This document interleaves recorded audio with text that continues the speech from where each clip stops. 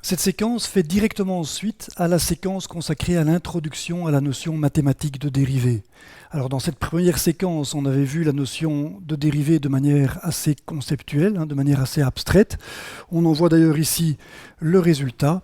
Et le but donc de cette séquence est de passer à la pratique. Je vais te montrer ici que la définition de la dérivée qui est écrite ici permet de calculer concrètement la dérivée d'une fonction. La dérivée d'une fonction qui, je te le rappelle, est aussi une fonction.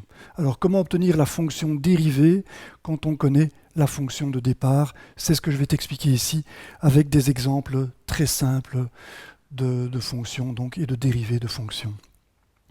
Donc voilà. Alors un bref rappel ici, la dérivée est rappelée ici avec ces expressions. On a vu que la dérivée pouvait être exprimée comme un rapport de différentiel, la différentielle de la fonction f de x elle-même divisée par la différentielle de la variable x.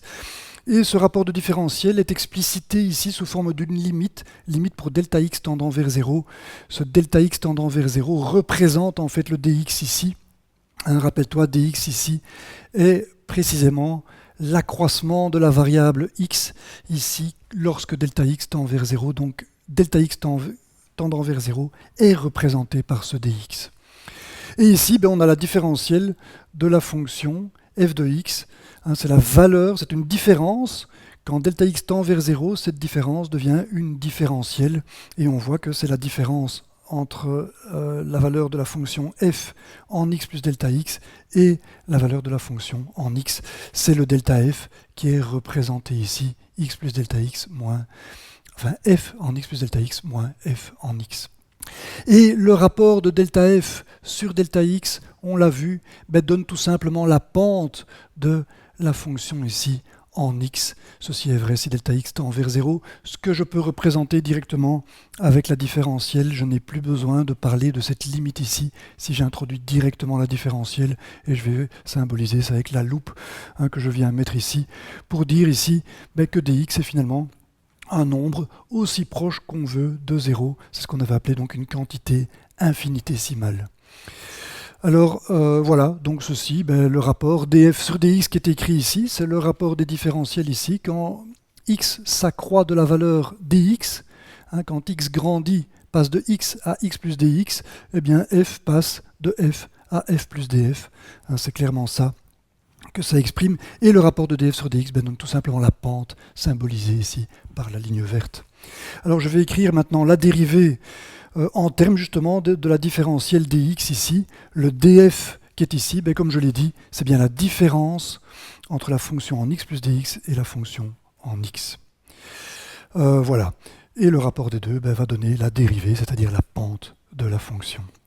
Alors, voilà, donc mon but maintenant est de te montrer qu'on peut utiliser cette définition de la dérivée pour calculer des dérivés donc, qui seront également des fonctions. Alors pour ça, on va devoir manipuler cette grandeur infinitésimale, ici dx, qui est un nombre aussi petit qu'on le veut, et on verra que ce n'est pas toujours aussi facile que ça à manipuler, cette notion de nombre infinitésimal n'est pas si facile à appréhender, et c'est précisément le but donc de cette première séquence, de te familiariser avec la manipulation ici de ces petits dx. Donc voilà, je vais prendre une première fonction très simple, comme tu peux le voir, f de x égale à a fois x. Quelle est la fonction qui est la dérivée de cette fonction ax?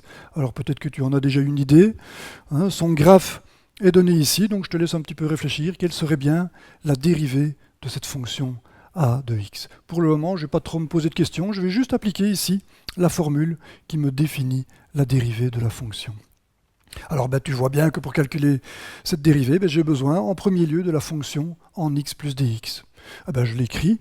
On sait bien que quand on écrit ici une fonction f de x et qu'on a l'expression de la fonction, on sait que quand on a une valeur, quand on considère une valeur d'un côté ici, on doit forcément considérer la même valeur de l'autre côté.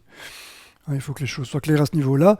Donc si j'ai la valeur de la variable, ou ce qu'on appelle également l'argument de la fonction ici, qui est x plus dx, je dois forcément considérer de l'autre côté x plus dx, et j'ai donc bien a fois x plus dx comme c'est écrit ici.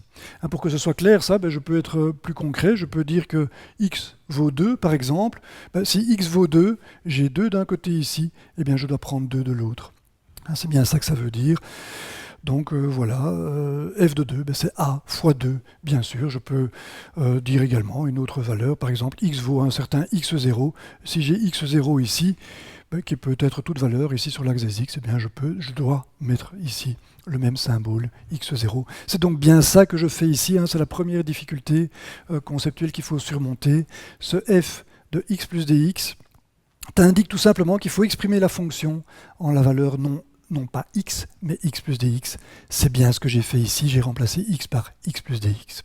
Et à cette valeur que je viens d'avoir donc maintenant, je dois retrancher ici la valeur de f de x, ça c'est très facile, je vais retrancher cette valeur f de x qui est forcément ax lui-même, cette fois-ci j'ai bien la même valeur de chaque côté pour x. Et voilà, donc pour retrancher ça, je vais d'abord effectuer ici la parenthèse, je vais distribuer le a, j'ai bien ax plus a dx, c'est très bien, et ça me montre que quand je vais retrancher à ceci, quand je vais retrancher ax à ceci, les ax vont tout simplement partir, et il me reste ici a dx. Il est clair que quand je retranche à ceci le ax, les ax s'en vont, voilà, c'est une évidence. Et donc, il nous reste ici a dx, qui est donc la différentielle de la fonction f. La différentielle ici, je travaille bien avec les différentiels, et ceci c'était bien le df qu'on a ici, c'est le différentiel de la fonction ax. Et la différentielle de la fonction ax, on voit que c'est a dx. Voilà, alors ça, je dois le diviser maintenant par dx, c'est bien df sur dx que j'ai, et je vais donc diviser par dx. Et qu'est-ce que je vois quand je divise par dx? Je vois que dx se simplifie ici, puisqu'il apparaît au numérateur et au dénominateur. Et dx divisé par dx, ça fait effectivement 1, il me reste juste a ici. Et on voit donc que la dérivée, on a bien ici la dérivée, c'est la même expression que j'ai là, cette dérivée vaut a. Je peux donc l'écrire. Alors, voilà, peut-être que tu t'en doutais, c'était une évidence en réalité, puisqu'on sait que le graphe est donné ici, comme j'ai dit tout à l'heure, c'est une droite, AX, c'est une droite, et le A représente précisément la pente de cette droite. Et comme on l'a vu dans la séquence introductive, on sait que la dérivée représente la pente du graphe ici de la fonction. Cette pente, c'est A, c'est la dérivée.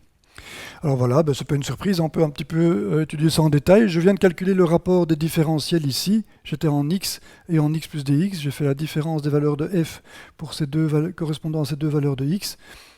F en x plus dx moins f en x. Ça donne le df, et quand je fais df sur dx, j'obtiens un nombre qui représente la pente ici de l'hypoténuse de ce petit triangle rectangle. Et bien sûr, c'est pas une surprise qu'on ait un a là, puisque la fonction est tout simplement la fonction ax, et ce triangle ici, je peux trouver un triangle équivalent à ça, qui est tout simplement donné ici par une certaine valeur de x. La base ici, donc de ce triangle ici, c'est x, et la hauteur, c'est ax forcément, parce que quand je suis à une certaine valeur de x ici, je vois que la fonction, elle vaut ax. C'est bien d'ailleurs pourquoi on a une pente ici. Et donc le triangle que j'ai ici, il est bien caractérisé par une pente qui sera donnée par le rapport de ax sur x, et ax divisé par x, ça me donne bien a. Et c'est donc pas une surprise que df sur dx valent a. Donc voilà, tout ceci est assez évident. J'avais dit, je commencerai par des fonctions simples. Et justement, à propos de fonctions ici, ceci est une écriture encore relativement abstraite, c'est symbolique ici, j'ai mis la fonction f de x, mais je peux très bien expliciter cette fonction f de x en disant que c'est a fois x. Et donc je peux écrire ça comme étant tout simplement la dérivée de ax. Et la dérivée de a fois x, c'est a, c'est ce qu'on vient de voir. Alors je peux encore écrire ça autrement, en disant que c'est f' de x qui vaut a, et ça c'est pratique parce que ça me montre que la dérivée c'est bien une fonction de x, comme toute autre fonction.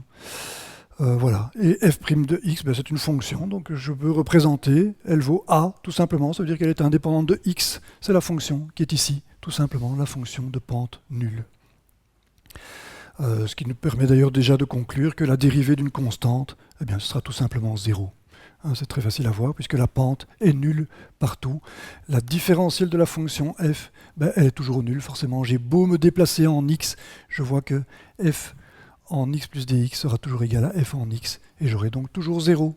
Voilà, la pente d'une constante, d'une fonction constante est forcément toujours nulle, sa dérivée est nulle. Voilà. Et donc effectivement, hein, la pente est une constante. Bon, on le voit tout de suite, hein, la pente est une constante, c'est une droite. C'est donc une évidence. Je vais maintenant passer à une autre fonction un petit peu plus compliquée qui va nous confronter donc à la manipulation du nombre infinitésimal dx qui est ici. Voilà, c'est la fonction qui est représentée ici, c'est ce qu'on appelle une parabole, c'est la fonction f de x qui est égale à x carré.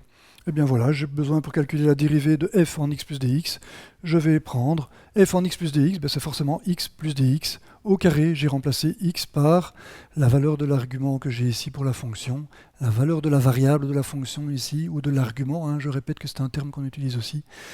C'est x plus dx, et j'ai donc bien x plus dx ici, qui remplace x. Voilà, à ça je dois retrancher f de x, c'est-à-dire x carré.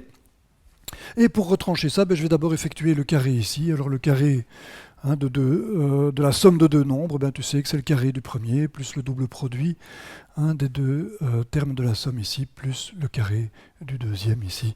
Voilà, c'est écrit. Et on voit que quand je vais retrancher le x carré ici, il me restera juste 2x dx plus dx carré. Forcément, les x carrés ici se simplifient dans la soustraction. Et donc voilà, j'arrive ici à l'expression du numérateur, c'est-à-dire la différentielle de f. Alors voilà, ici on voit qu'on est effectivement confronté à des expressions de dx qui sont un peu plus compliquées, mais on ne va pas s'en faire, hein. On va maintenant diviser ici par dx pour avoir la dérivée, voilà, c'est ce que je fais.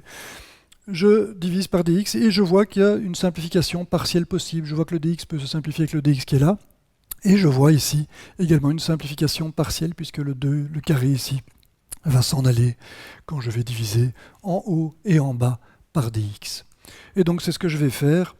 Je vais simplifier ici et on voit qu'il reste juste ici donc au dénominateur il restera 1, ici il restera juste 2x et la dx. Et voilà, donc 2x plus dx, c'est l'expression de la dérivée. Et maintenant donc on voit qu'on a ce dx qu'on doit comparer ici à 2x. Et bien pour traiter ceci, qui est un petit peu plus difficile que ce qu'on a eu tout à l'heure, on voit que dans le résultat, on a un dx ici qui traîne. Eh bien, il suffit de se rappeler que dx est un nombre arbitrairement petit. Il est aussi proche qu'on veut de 0. Donc forcément, on va pouvoir le négliger. Il faudra s'habituer à ça. Quand on compare dx, c'est-à-dire un nombre infinitésimal, à un nombre fini, ici, on peut toujours le négliger par définition. On peut toujours dire que c'est égal à 0. C'est là que c'est un petit peu difficile à gérer parce que si je dis que dx vaut 0, alors on a f de x ici, moins f de x là, on a toujours 0, on ne comprend pas très bien ce qu'on fait. Alors ce que je vais dire ici est important. En réalité, donc, les dx, on pourra toujours les négliger face à des grandeurs finies, comme le 2x qui est ici, mais on devra toujours les considérer quand le dx apparaîtra comparé à une autre grandeur infinitésimale. Ici, l'autre grandeur infinitésimale, c'est la différentielle de f, qui est df. Ici, cette fraction, quelque part, compare ce dx à ce df. Et donc, on a un nombre infinitésimal ici, un nombre infinitésimal là, et donc, on ne peut pas dire que dx vaut 0. Si c'était le cas, d'ailleurs, on aurait l'infini ici. Alors que ce n'est pas l'infini qu'on a, c'est simplement un nombre qui va représenter la pente de la fonction. Voilà. Donc, on aura deux cas. Dans les fractions, quelque part, on compare dx à un autre nombre infinitésimal ici, et donc on sait que là, ça se discute, il faut faire le calcul, et on passe à travers tout ça. Une autre façon de comparer dx à quelque chose, c'est de part et d'autre d'un signe égal. On verra plus tard que quand on a une expression infinitésimale d'un côté et de l'autre sans grandeur finie, on ne peut pas considérer que l'élément infinitésimal est nul. Bref, simplifions les choses pour le moment, on voit bien que ce dx étant un nombre aussi petit qu'on le veut, aussi proche qu'on le veut donc de 0, on pourra le négliger devant ce 2x. Et je pourrais donc dire que la dérivée de la fonction x carré, qui est ici, c'est tout simplement 2x, c'est bien le résultat que j'ai. Ce dx ici, je peux tout simplement le cacher. Et voilà. Donc, j'ai ici le résultat. On va pouvoir analyser ça en termes de la fonction dérivée. f' de x, c'est 2x. Je peux la représenter tout de suite. C'est la fonction qui est une droite, dont le graphe est une droite, pardon. Et la pente de ce graphe elle vaut tout simplement 2, comme tu peux le voir. C'est la droite ici de pente 2, ce qui veut dire que si je me promène ici à 3, avec la valeur de x qui est égale à 3, j'obtiens 6. Et que veut dire ce 6? Eh bien, il indique tout simplement la pente de la courbe parabolique qui est ici. Si je me place en 3 ici, j'ai une pente de 6. Ça veut dire que si je m'éloigne d'une petite unité en x ici, je vais monter de 6 unités en f de x. On voit que la pente ne fait qu'augmenter, ce qui est bien conforme au graphe qu'on voit ici. X carré, la pente ici augmente progressivement, et elle augmente en réalité de manière linéaire. On voit ici qu'à l'origine, la pente est nulle. Si je mets x égale 0, j'obtiens effectivement 0. Eh bien, c'est effectivement ce qu'on voit ici. On voit que la parabole ici a une pente nulle à l'origine. Donc on voit que c'est conforme, en tout cas de manière qualitative, comme ceci, en faisant un petit peu d'interprétation avec les mains. On voit que c'est tout à fait compatible, on voit que ce résultat est donc probablement correct. Voilà, je vais maintenant passer à une dernière fonction. Je vais prendre la fonction 1 sur x. Les choses se compliquent un petit peu. La fonction 1 sur x, elle est représentée ici. C'est une fonction qui diminue comme ceci. Juste d'abord peut-être pour qu'est-ce que je dirais clairement te faire voir que le graphe de cette fonction, c'est 1 sur x, est bien comparable à cette courbe-là. Il suffit que je mette ici des valeurs de x pour te le montrer. Quand on est en 1, ici en x vaut 1, j'ai 1 sur 1, j'ai bien 1. Si maintenant je vais en 2, eh bien j'ai bien 1 sur 2, c'est 1 demi. J'ai bien ici la valeur 1 demi, c'est bien conforme. Et si je vais maintenant en 1 demi, par exemple ici, 1 sur 1 demi, ça fait forcément 2, et on voit que c'est effectivement le cas. Ceci représente bien le graphe de cette fonction 1 sur x. Et je vais étudier donc la pente de cette fonction 1 sur x. Et on voit déjà que le résultat sera négatif. On voit que partout, la pente ici est dirigée donc vers le bas. Donc voilà, je vais prendre f en x plus dx. Forcément, je remplace x par x plus dx. Tu commences à connaître le truc. De ceci, je vais retrancher f de x. Je vais un petit peu plus vite que ce que j'ai fait jusqu'à présent. J'ai donc 1 sur x plus dx moins 1 sur x. 1 sur x, c'est bien la fonction f de x, comme on le voit ici.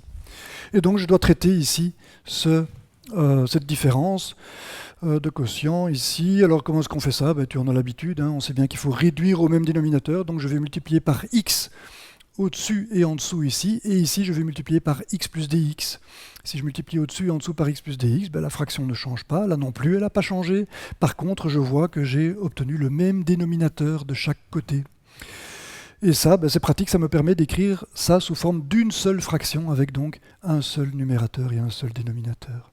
Donc voilà, le dénominateur, qu'est-ce que ça va être? Ça va être x fois x, c'est-à-dire x carré, plus x dx, c'est bien le dénominateur que j'obtiens. Et au numérateur, qu'est-ce que j'ai? J'ai x fois 1, donc c'est x, moins 1 fois x, c'est-à-dire moins x, comme j'ai mis là, moins dx, ne pas oublier de distribuer le moins ici, moins dx.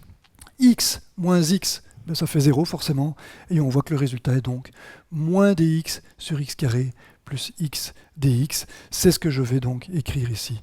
Moins dx sur x carré plus x dx. C'est bien ce que j'ai écrit ici. Ça, c'est la différentielle de la fonction f. On sait que dx est un nombre arbitrairement petit, donc en réalité je peux déjà supprimer ceci. Je ne le fais pas, je discuterai ça dans quelques secondes. Donc voilà. Qu'est-ce que je peux faire avec ceci maintenant? Je vais tout simplement diviser par dx pour obtenir la dérivée de la fonction f de x. Donc je vais faire ça. Voilà, je vais tout simplement diviser le résultat que j'ai ici par dx. Et donc je reprends le résultat que j'ai ici, et la division par dx revient à multiplier par 1 sur dx. Ça me permet d'écrire ceci sans mettre de fraction de fraction. Et je vois tout de suite que les dx ici peuvent se simplifier.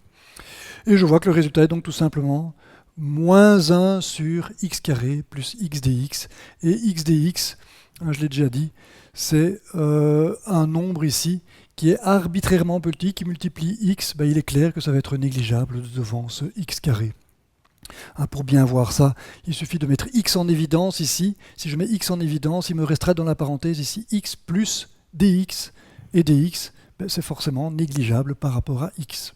Et donc je peux effectivement supprimer ceci et conclure que la dérivée de la fonction 1 sur x. La dérivée de la fonction 1 sur x, c'est donc f' de x, c'est tout simplement moins 1 sur x carré. C'est le résultat auquel on arrive ici. Et donc voilà, je peux représenter cette fonction.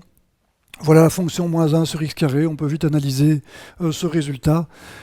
Pour conclure, je vois déjà le signe moins, ce qui est rassurant. J'avais dit tout à l'heure que la pente est partout négative. Eh bien, effectivement, on a une pente qui est très négative au départ. Effectivement, on voit que la pente est très élevée ici en valeur absolue, mais elle est forcément de valeur négative, puisque c'est une pente qui est dirigée ici vers le bas.